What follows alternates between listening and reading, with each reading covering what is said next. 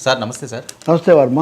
Sir ఏంటి మండలే ప్రధాన టార్గెట్గా వైసీపీ దూకుడు పెంచిందా? ఏపీలో నేరాలపై ఈరోజు మండల్లో చర్చ. అనిత వర్సెస్ బొత్స అవనియండి, లేకపోతే ఎమ్మెల్సీ కళ్యాణి అవనియండి, పెద్ద ఎత్తున ఒక యుద్ధ వాతావరణం నెలకొంది.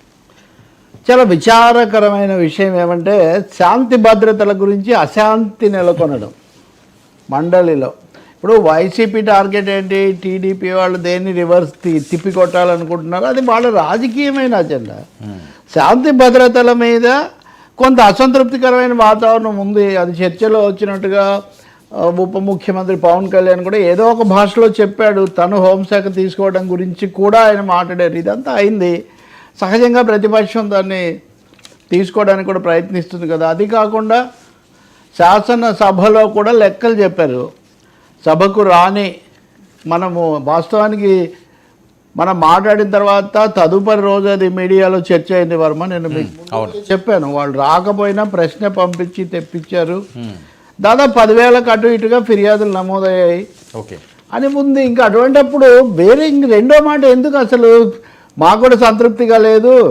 ఇప్పుడు ఒక వాదన చెప్తుంటారు కదా, మీ వల్ల అంతకుముందు అసాంఘిక శక్తులు పెరిగిపోయాయి, నేరస్థ శక్తులు పెరిగిపోయినాయి, కాబట్టి వాతావరణం పోనీ దానికే కట్టుబడి ఉండొచ్చు. ఇప్పుడు చక్కదిద్దటం అనేది ముఖ్యమైన విషయం కదా. రోజుకు ఆమె ఎవరో వరదు కళ్యాణి సభలో చెప్పినట్టుగా ఆమె అంటున్నారు, రోజుకు 59 ఫిర్యాదులు నమోదవుతున్నాయి అని మీరే చెప్పారు. అటువంటిప్పుడు దీని గురించి జాగ్రత్త తీసుకోవాలి కదా. తీసుకోవడమే. ఇంక రెండో మాట, ఇందులో అసలు చర్చించడానికి ఏముందో, దీని మీద ఎందుకు ఒకరినొకరు తిట్టుకోవాలో అర్థం కాదు. ఇది పోటాపోటీ కాదండి. మహిళల భద్రత అనేది మండలి సమస్య కాదు. అది సమాజం యొక్క సమస్య, ప్రజలు ప్రశాంతంగా ఉండడానికి సంబంధించిన సమస్య. గతంలో చాలాసార్లు మాట్లాడారు కదా, ఆ ప్రభుత్వం మాట్లాడారు. ఓకే, ఇంకా మీరు అన్నట్టుగా మండలే టార్గెట్ అంటారంటే వాళ్ళు ఉన్నది మండలిలోనే కదా. వాళ్ళ సభకు వాళ్ళు పోవడం లేదు. పోతామేమో అని ఈ మధ్య సిగ్నల్స్ ఇస్తున్నారు. మీరు నన్ను అడిగితే నేను అది కూడా చెప్పాను. రాజకీయాల్లో చివరి వాక్యం ఉండదు వర్మ. ఇప్పుడు వాళ్ళకి సంబంధించిన వాళ్ళు ఏదో కొంచెం వెళ్ళొచ్చు, ఎప్పుడైనా రావచ్చు, ఇట్లాంటివి కూడా ముందే భయపడుతున్నారు, ఏదేదో చెప్తున్నారు. అసలు భయం ఎందుకంటే చర్చించడానికి నాకు అర్థం కాదు. కాబట్టి సభలో ఈరోజు ఆ అంశం చర్చకు తీసుకోవడాన్ని మనము తప్పకుండా మంచిదే అని చెప్పాలి. కానీ చర్చించుకున్న తీరు మటుకు బాగాలేదు.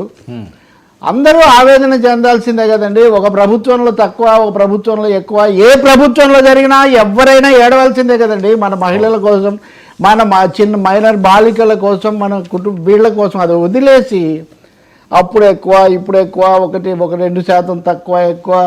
అయితే కీలకమైన 2 ప్రశ్నలు ఉన్నాయి. అవి జగన్ ప్రభుత్వం ఉన్నన్నాళ్ళు ఉన్నాయి, అవి ఇంకా ఉన్నాయి.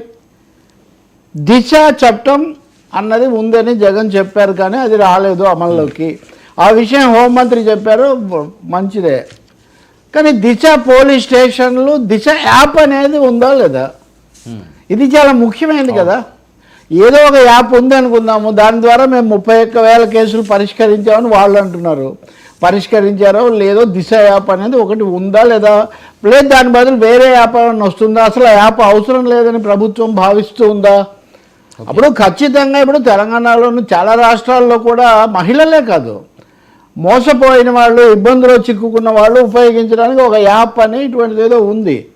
అటువంటిది వేరేది ఉందా? పోనీ అదే చెప్పుండదు. నా ఉద్దేశం దిశ యాప్ పనిచేయలేదు. అలాగే దిశ పోలీస్ స్టేషన్లు, అంతకుముందున్న మహిళా స్టేషన్లే పేరు మార్చి దిశ యాప్ స్టేషన్లు అన్నారు. ఓకే, మరి ఇప్పుడు అవి ఉండవా? వేరే పెట్టేసి మహిళా పోలీస్ స్టేషన్లనే కట్టుదిట్టం చేస్తారా? ఇప్పుడు నేరస్తులకు, అసాంఘిక శక్తులకు గట్టిగా ఉంటుంది ప్రభుత్వం అనే సంకేతం వెళ్ళాలా? లేక జగన్ వర్సెస్ చంద్రబాబు నాయుడు, జగన్ సర్కార్ వర్సెస్ ఎన్డీఏ సర్కార్, అది ముఖ్యమా? కాబట్టి వరుడు కళ్యాణ్ గారు ఏమైనా కోరుకోవచ్చు, లేకపోతే బొత్స సత్యనారాయణ గారు ఏమైనా కోరుకోవచ్చు, చర్చ ఎట్లయినా జరగవచ్చు. But the focus should be on security of the women, మహిళల భద్రత. కాబట్టి ఆ విషయం పవన్ కళ్యాణ్ మాటల్లో ఎంతో కొంత కనిపించింది. ఖచ్చితంగా ఆయన తమ ప్రభుత్వమైనా, తమ మంత్రి అయినా, ఆ తర్వాత నాతో మాట్లాడారు అని కూడా ఇద్దరు మాట్లాడుకున్నారు కదా. మరి అటువంటిప్పుడు ఆయన స్పిరిట్తో ఈ చర్చ జరిగి ఉంటే చాలా బాగుండేది కదా. ఆయనేమీ ఆ ప్రభుత్వాన్ని సమర్థించడం అది కాదు, నేనేమి ఆమెనలేదు. ఇది వ్యక్తిగతంగా అనిత తీసుకోవాల్సిన అవసరం ఏం లేదండి వాస్తవంగా చెప్పాలంటే. అంతకుముందు వాదోపవాదాలు ఏమన్నా జరిగి ఉండొచ్చు, కానీ ఒక మహిళగా కాస్త మాట్లాడగలిగిన మహిళగా, కీలక బాధ్యతల్లో ఉన్న మహిళగా నేను ఈ బాధ్యత పూర్తిగా తీసుకుంటున్నాను, దీనికి ఫలానా చర్యలు తీసుకుంటాము 1 2 3 అనే పద్ధతిలో చేస్తే బాగుంటుంది. నేను చెప్పేది అయితే ఒక మహిళా సంఘాలను పిలిచి ఒక మహిళా సంఘాలతో, అఖిల పక్షాలు కాదు, మహిళా సంఘాలతో ఒక సమావేశం కూడా జరిపితే చాలా బాగుంటుంది. పోలీస్ అధికారులు, మహిళా సంఘాలు, అట్లాగా కేసు చూసే అడ్వకేట్లు, ఆ సెక్షన్ చూసే మహిళా అధికారులు ఉదాహరణకు ఉంటారు కదా, షీ టీంలని లేకపోతే మహిళా పోలీస్ స్టేషన్లని, ఇట్లాంటివి వాళ్ళతో జరిపి మీరు ఒక మెసేజ్ పంపించండి ముందు ఇటువంటివి చేసే వాళ్ళకు. అయినా ఉంటాయి, చెదురుమదురుగా జరగడం వేరు, కానీ చర్చ రాజకీయ చర్చ కాదు ఇది, అది ముఖ్యమైనది ఇక్కడ. కానీ వాకౌట్ కూడా చేశారు తర్వాత వాళ్ళు, అంటే ప్రతిరోజు వాకౌట్ అవుతుంది సభ నాకు జరుగుతుంటుంది. అది వాకౌట్ ముందు వెనక మళ్ళీ వస్తారు, వాకౌట్ చేయడం మళ్ళీ వస్తారు, రావటం కదా. సో ఈ వాయిస్ వినిపించడానికి ఇది ఇంకా ఇదే ప్లాట్ఫామ్ అంతే అంటారు. ఇంకా అది క్లియర్ కనిపిస్తుంది కదా, కనిపిస్తుంది కదా వాయిస్ ఎవరో ఒకరు వినిపించే. మనం హౌస్లో అసెంబ్లీలో కూడా మాట్లాడండి మహానుభావ అంటున్నాం, కానీ మండలిలో మాట్లాడద్దని చెప్పడం లేదు. Be clear. అవును, మీరు 2 3 సార్లు ఆ ప్రశ్న అడిగారు కాబట్టి నేను చెప్తున్నా క్లియర్గా.